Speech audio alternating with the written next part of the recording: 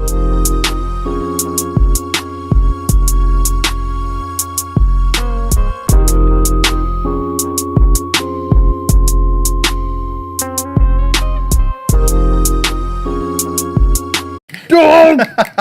guys, how's it going? It's Lace 'em Up, and today we're going to be going over our top 9 releases of 2016. Turn that 6 upside down. All right, so the reason why we did a top 9 and not like a top 10 like traditionally people do is because each are going to do our own top 3 and then go into depth why we like that shoe. All right, so before we get into it, we're going to go through some honorable mentions. My personal honorable mention is going to be the NMD Chukka Trail. It's not for aesthetically. It's basically because of what they did to the shoe. They kind of revolutionized the NMD. Always had a flat bottom, but this time they did more of like a boot bottom.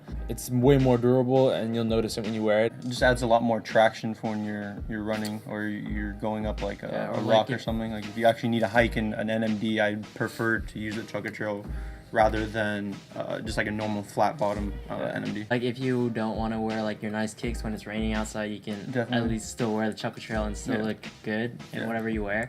I don't want to say the first, but it's actually one of the first times where Adidas actually put this like kind of like more of a lifestyle shoe and actually made it built for something else, like hiking. I actually have a nylon upper, which is water resistant, but one time I stepped in poop. I had to go wash it off with the hose, and I was washing it off. A lot of the water got on the upper, but I felt the inside because I was holding it from the inside, and nothing was wet. It was it might be water resistant, like waterproof. You know, these are my reasons why the NMD Chukka Trail is in my honorable mentions. I'd say my honorable mention would just be any of the NMD PK. For one, it just goes well with anything that you wear. They are just an all-around shoe. And they are also a really comfortable shoe as well. They're not like the Ultra Boost, but I mean, if you guys are thinking about getting an NMD, I recommend you get the NMD PK. Don't really go for the mesh. In my opinion, the PK is more comfortable. I would say the only reason why you should go for a mesh is because it has colored boost. Like the Solar Red ones? Solar Red and the Triple Black. Yeah. Those are dope. But other than that, try to go for a PK. The PK was definitely a great step for Adidas because it's a nice material. To use it on the NMD was kind of revolutionary for the brand. For my honorable mention, I'm definitely going with the Futurecraft 3D printed one. There's definitely a lot of nice shoes that came out this year, but for me, the Futurecraft was a bit different because it has a 3D printed bottom, and the upper kind of reminds me of Ultra Boost, which is my favorite silhouette thus far. It's a nice shoe. I don't want to go too much into it because it's not on our top 9. I think that it has a lot of potential. All right, so now we're going to get into our top 3. So my number 3 was the Ultra Boost 3.0, the clear gray one.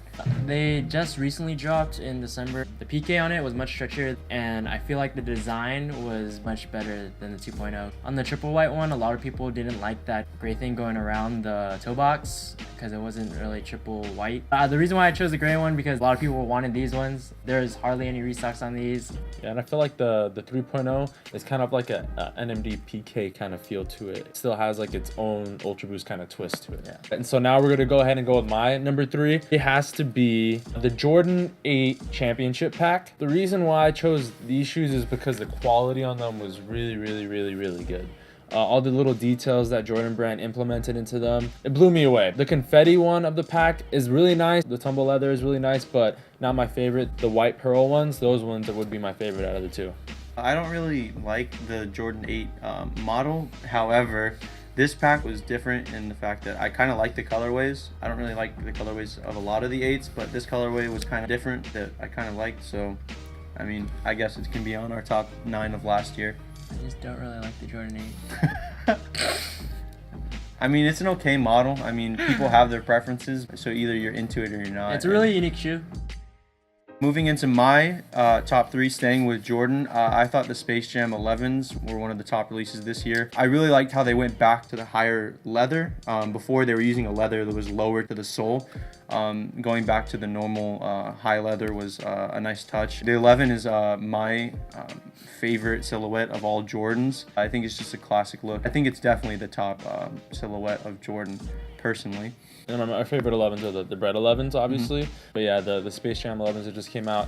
The only thing I would have to complain about it and it's not really a complaint, is the 45. The 45 is cool and all, but we all want that 23 on the heel instead. I really like how they stitched the 45 instead of actually just printing it. And you know, the more you wear it, it's gonna rub off. So now that they like embedded it into the shoe, it's gonna stick there forever. So for number 2, I chose the Kith Ultra Boost. I think that it was one of the best releases this year. It was definitely one of the most hype because it was not just an Ultra Boost release, which is always hype. It was an Ultra Boost mid, and I think it really changed a lot of people's perspectives because now a lot of people are wanting that uncaged mid look. And I think it was different because of the colorway, because we haven't really seen a full multicolor colorway. We've seen the 1.0, the white ones. The white ones with the with the little tip. stripe. Yeah, with the little stripe on the tip. The 2.0s. The 2.0 multicolor, I think that was pretty good. It looked more like a red though. Like, it was definitely white and red. Yeah, it looked fire to be honest, but I mean they made the back heel tap red. Yeah. So it just kind of made it like a white and red shoe. It wasn't really multicolor. I feel like what you said, this is like the first kind of multicolor, like really actually multicolor. Anyways, the Kith is just, I feel like it was one of the best releases. It's still selling for pretty high. And I feel like the more people are going to wear them, the higher the resale is going to go up. All right, so my number 2 pick would have to be the Ultra Boost Reigning Champs. These things were probably my favorite Ultra Boost of the year. The reason why is because it has the Oreo pattern to it, and it's actually a 1.0 pattern. A lot of people don't know this because they don't really notice it on the toe box, but I mean, when Nathan had got his pair, he showed me it was a 1.0 pattern. I thought that was really cool. The 1.0 pattern is probably my favorite pattern out of all Ultra Boosts. I slept them on because he let me wear them. They were really, really comfortable as usual because they're Ultra Boost. But the material on it was different from a regular prime knit on a 2.0 or 1.0. It was very like loose. It was kind of like a 3.0 in that fact that it's like a lot stretchier than a normal boost. It's just because they used a different material on the PK, so it made it a little bit looser. And going with that, if you're gonna get the Reigning Champ, make sure you either get a half size or full size down. I'd recommend like a full. Yeah, Jesse's a size 13 and he was wearing my 12s with like no problem. There was perfect. There was a perfect fit on that. Yeah. For my number 2, I'll give it to the Parlay Ultra Boost collab. They're really nice shoes.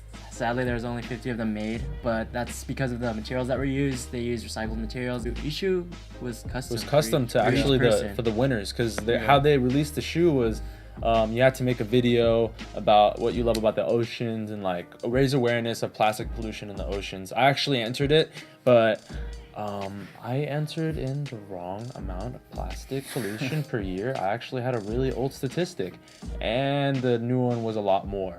They ask you how you are, you just have to say that you're fine when you're not really fine, but you just can't get in. Getting back into the design of the shoe, this Ultra Boost is really unique. Like how the Kiths are, there's no other silhouette that's like this Ultra Boost. Just the design on how it's like the ocean and stuff like that. The pattern on it, it's not like a 1.0, 2.0, 3.0 pattern. It's just its own pattern. All right, so for my number 1, it's the Yeezy V2, specifically probably the Oreo color. The reason why is because the Oreo one, I can wear that with whatever I want to wear with. The green and the copper ones they look the same.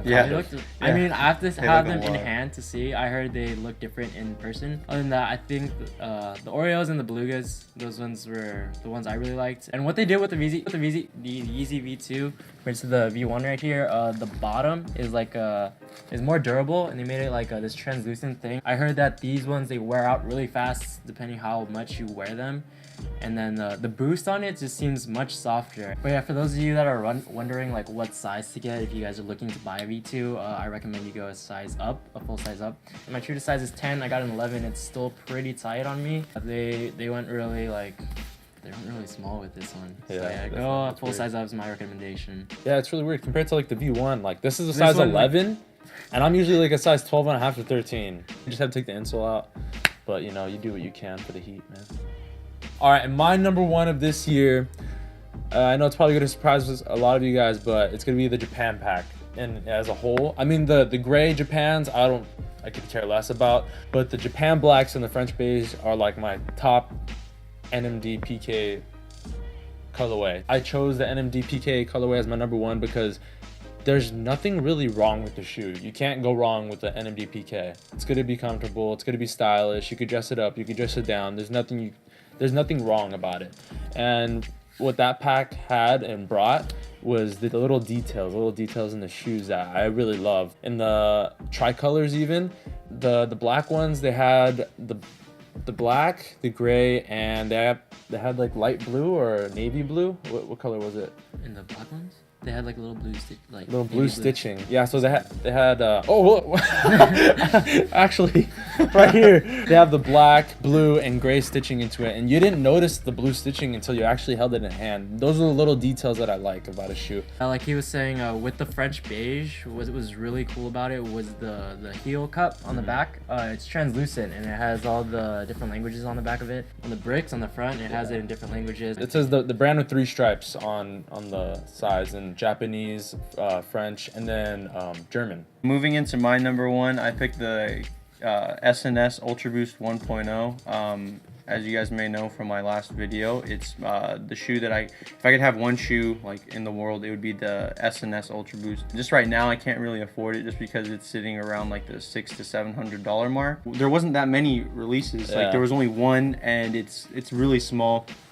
And the price is only going up right now because people are undead stocking their pairs. So the price is just going to keep jumping up, and sooner or later I'm not going to be able to afford it at all, regardless of my financial situation. But it'll always be like the one that they got away, I guess, in that term. But to me, it's the best looking Ultra Boost, and I'm really sad that I don't have it in my collection. Okay guys, that was our top 9 releases of last year. As we said before, this is not like fact-based. It's not everybody's top 9. For us, we just thought that this would be a good video to release since 2016 just finished, and we're starting 2017, and we thought we'd give feedback on what we thought were the top releases. If you don't agree, you don't agree, but feel free to leave your top 3 or top 9 in the comment section below. Please like and subscribe, it really helps us out, and I love you.